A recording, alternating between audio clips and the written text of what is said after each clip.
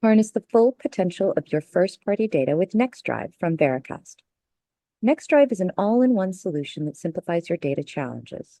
It allows you to unite your customer data, elevate your perspective, activate marketing intelligence, and learn insights so you can keep improving your marketing performance.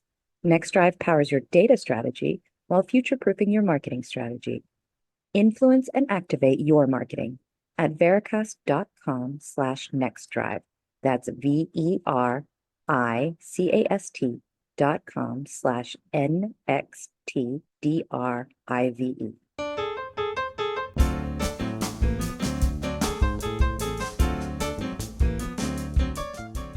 Hello, this is Jack Neff, Editor-at-Large of Ad Age, and welcome to our latest edition of the Marketer's Brief podcast, our weekly discussion about marketing news and trends.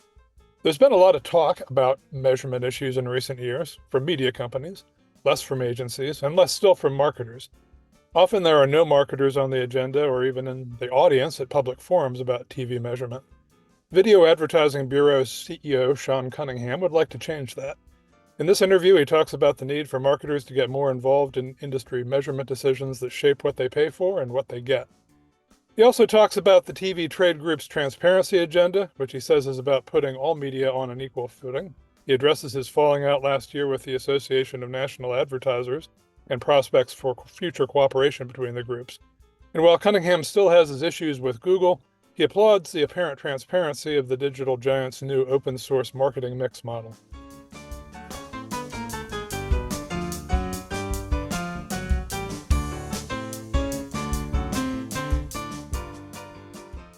Sean, tell me about the VAB Measurement Transparency Initiative for premium video and how it's been received.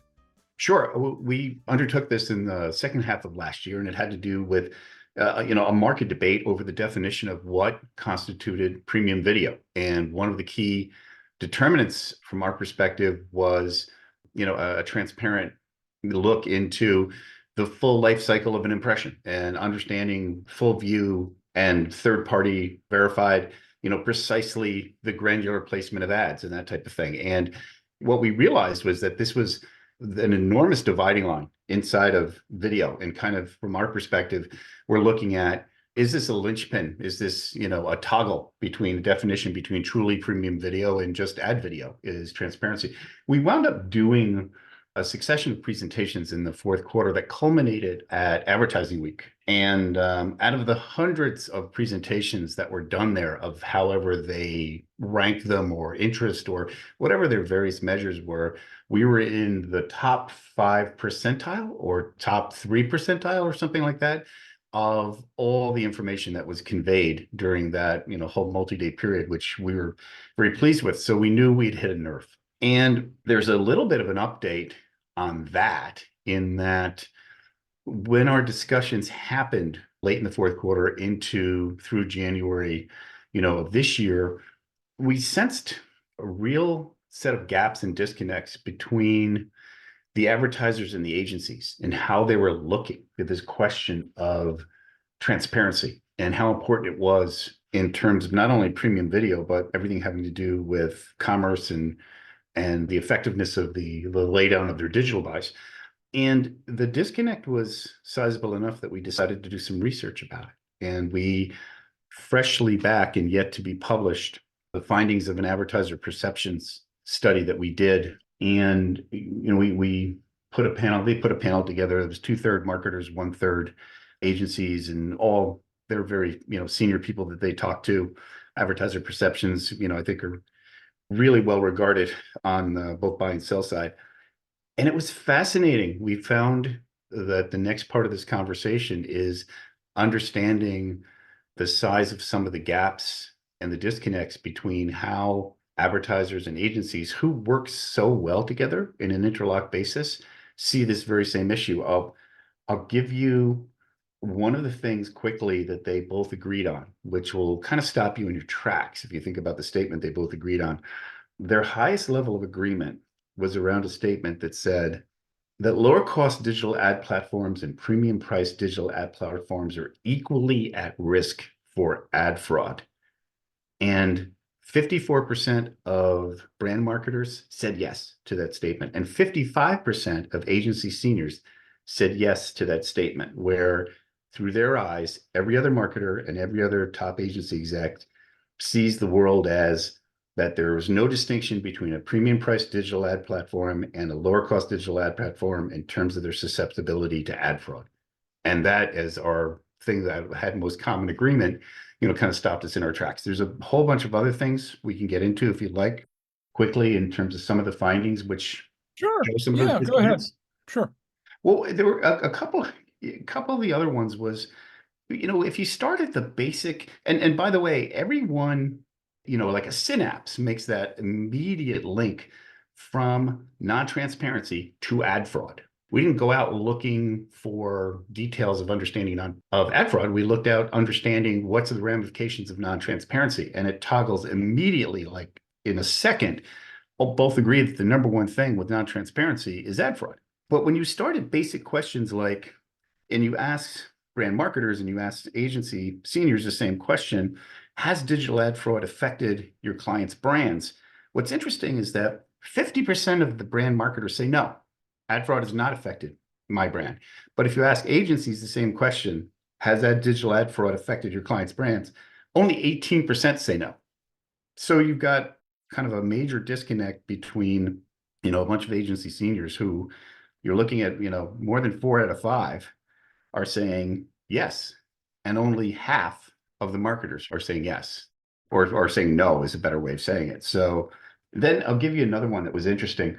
We talked about who do you believe is the most responsible for preventing digital ad fraud? And this was a top 3, but the most agreed upon from the agency side was ad verification companies, digital supply chain vendors, and publishers.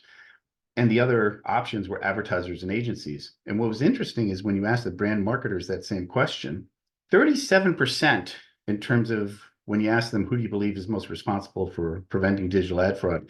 30% of brand marketers said agencies. Yet when you asked agencies who's most responsible, none of them said that they were among the most responsible. So you've got over a third of the brand marketers saying it's you, my partner at the agency, and you have no agreement statistically with that question from the agencies saying, no, it's all on verification companies, digital supply chain vendors, and publishers. And so those are 2 of them. I think that what we also found out is that what they're concerned about ultimately is consequences are different. Brand marketers are worried about adjacency to bad content and ad abuses, brand imposters, click intercept, phishing, paying for undelivered or unviewable ads, whereas agency seniors see this really as it's about overinflating of metrics and impressions and fake malicious traffic and fake followers and bot clicks and click farms and invalid impressions. It's an issue that they see as, this is the cost of non-transparency, but they see the responsibility for it, the occasion of it, and the effect of it very differently. And we think that's one of the things that needs to be reconciled. These partners work really well together, but this is an issue that they're seemingly coming from 2 different places. And at that, we are going to have a word from our sponsor.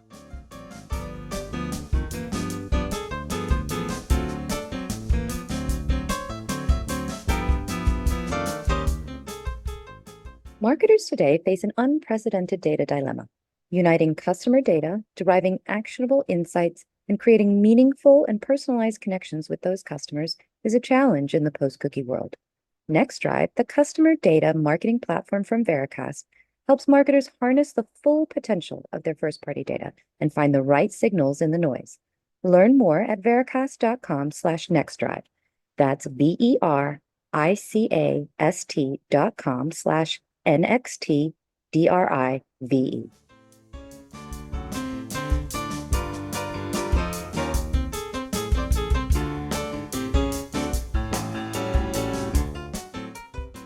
And we're back. You mentioned the participation of marketers in looking at measurement, and one thing that's noticeable when you look at measurement conferences, in general, you have a lot more participation from the sell side and TV networks, digital platforms, and agencies than you have from marketers. And I was wondering how you think the industry gets past that, and would the world be a better place if marketers got more involved? To me, I look at the question, and maybe the way I would answer it is, if I was the CMO, if I was one of the top buy side clients, and to me, the reason that I would be, not myopically focused, but certainly it would have my attention. The reason for me to really pursue this issue of transparency and the related ad fraud on the digital platforms that a brand would be at risk of is simply because this is how, I take recourse back. This is how I have the ability now to deal with the media in a way that truly advantages my company. If I'm always going to be continuing to deal with non-transparent media and that I'm satisfied for whatever reason with the status quo of, opaqueness, I am always going to be negotiating with one hand tied behind my back, because I don't know what I can't see. And to me, one of the ways that I would talk to my president if I was a CMO about the faithful delivery of KPIs is the need for, all those KPIs to be evaluated through transparent channels. And that, the investment in things that continue to be opaque is not in the company's best interest. So that's a one person answer from someone who's dealt with a lot of advertising clients. And over a continuum, what I've seen is that the cost to advertisers has essentially been a loss of recourse and a negotiative ability that isn't being seized because the information is incomplete on how the KPIs are or aren't being satisfied. So to me, it's about taking back power and it's about taking back recourse. What's the one thing you believe marketers should know about the media market right now that they probably don't? One of the things I think that they should know is that it is completely within their ability to direct all of their end media towards places that are 100% consistent with their brand values. There is one of the things that came through is from our survey was when people are making decisions about media investments, and this is a large pool of advertisers that is making a decision about media investments, the amount of advertisers that will put the brand safety over CPMs is less than you think. There are a lot of advertisers out there that are willing to risk it a little bit on brand safety to drive down cost of media, because on a value chain, maybe that's partially how they're evaluated, is their ability to procure media at a certain price point as being part of their remit inside of their organization. Because that's going on, to me, the real sort of gangster move is to do the opposite. And that is to have a policy where you're only going to be in media that you have a full view of exactly what the granular details are of the laydown of your investment, and that it's only in things that are consistent with your brand values, and that you're not risking in any way, shape, or form the brand equity, and let your shareholders know about that you're making decisions based on the sanctity of the brand. The VAB had a falling out with the ANA regarding its cross-media measurement initiative and a panel to support it last year. What do you think are the prospects of a rapprochement? Well, the channel's open. Timing was everything with respect to the decision to go on pause with the cross-media measurement initiative. We were, right at the point where we're getting ready, frankly, for the funding ask from our members. And we had spent time in a couple of different, ANA board meetings, which was our honor to do so and pleasure to do so. And we had a really good, working effective relationship with key cross-media measurement executives at the ANA. And we both organizations committed a lot of time to it. And it turned out that timing was everything with respect to us needing to take a pause. And that had to do with, as we were gearing up to have the VAB go and talk to my multi-screen TV major members, publishers, and VPDs about the co-funding of this. And everyone who knows about cross-media measurement knows that the co-funders would be multi-screen TV, it would be Google and Meta, and to a degree the marketers themselves. As we were heading towards the funding ask is, when all of the reports started to come out in terms of the analytics reports about all the things that were happening because of non-transparency. And my members, chose to take a pause then until it was better understood how pervasive these abuses were. And they really felt very strongly that, there's a range of opinion on how much did or didn't get captured by analytics and how much it reflected accurately or not, what the amount of things unseen were that were damaging to brands. And the belief was certainly that it was really the reason to sit and say, hey, until we were held to one transparency standard, we just don't know why we would co-invest with something that could be seen as buying into a rigged game. If we're coming in with our transparency standards, which are at maximum and always have been, and we continue to try to work at that to make sure they always do. And, we're coming in with a partner that is opaque and doesn't really have a full slate of products that are transparent. If you understand how much of the ad volume, more than 75% or more of the ad volume there is from instruments that aren't actually audited, it's just a bad mix in terms of what's the value of those impressions. So that's a long-winded way of saying and of explaining sort of how this fork in the road happened. But the channel's open. We are following as we can the developments of the cross-media measurement initiative. We're continuing to champion for one transparency standard that's well known by the ANA.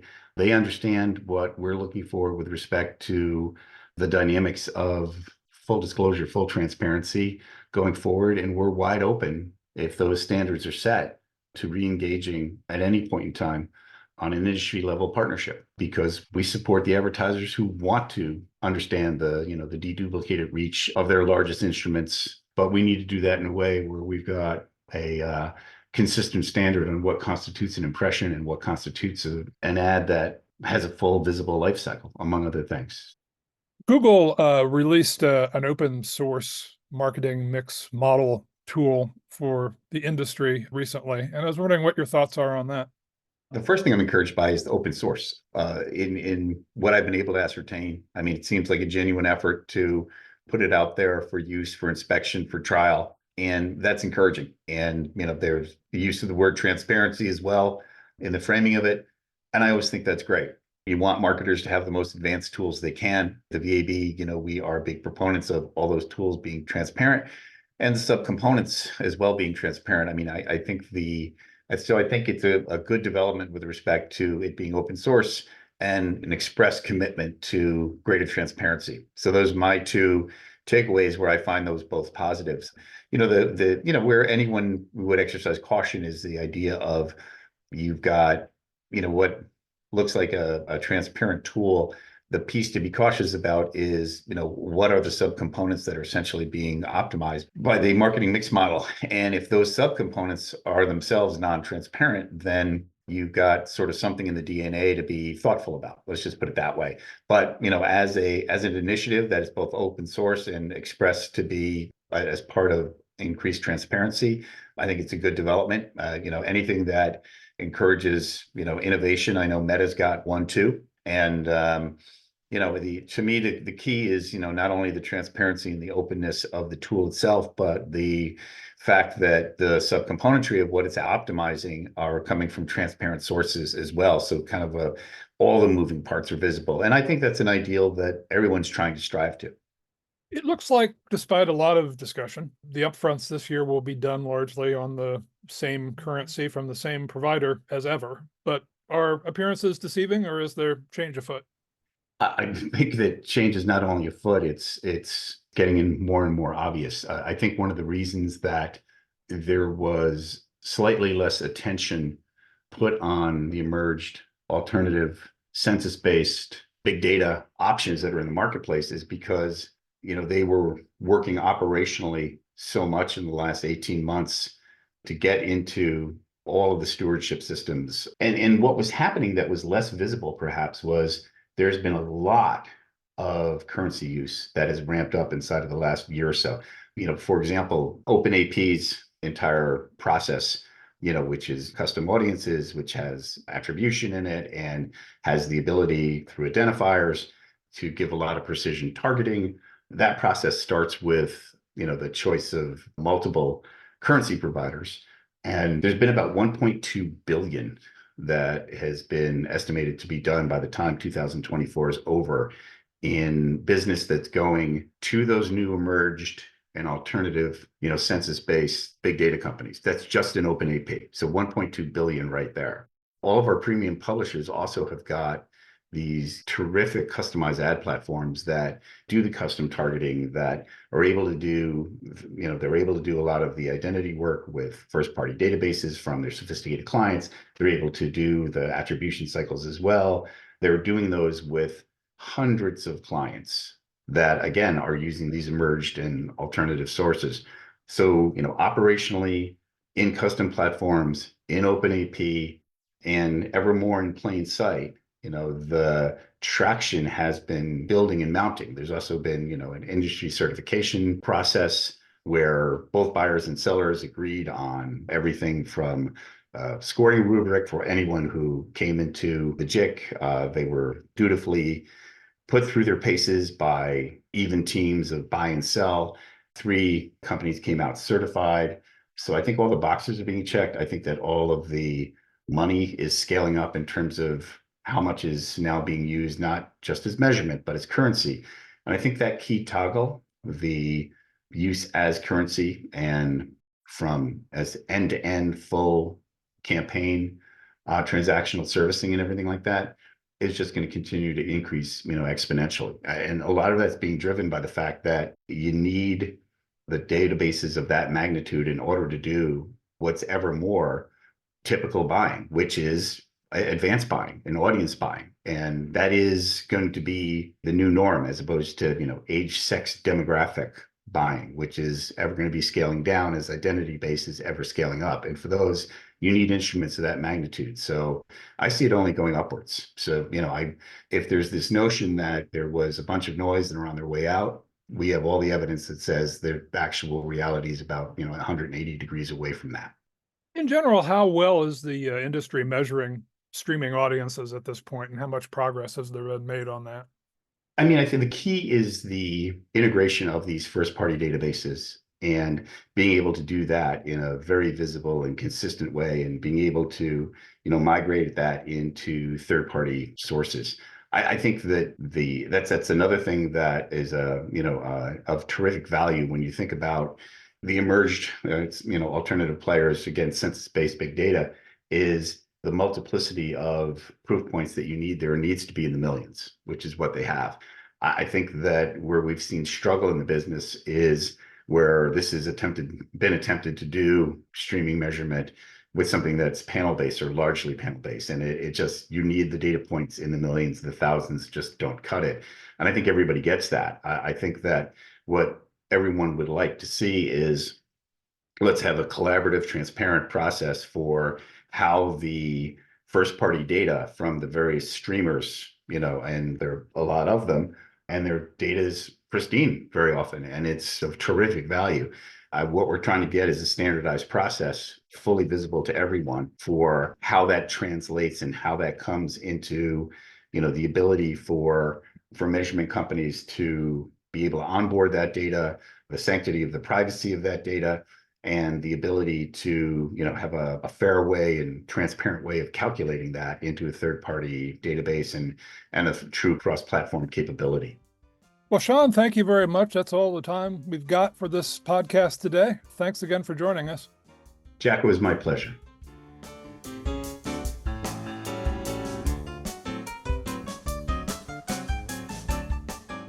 That was Sean Cunningham, CEO of the VAB, and I'm Jack Neff, Editor-at-Large of Ad Age. I'd like to thank our producer, Lauren Ciardio, and invite you to subscribe to the Marketer's Brief podcast on your favorite player.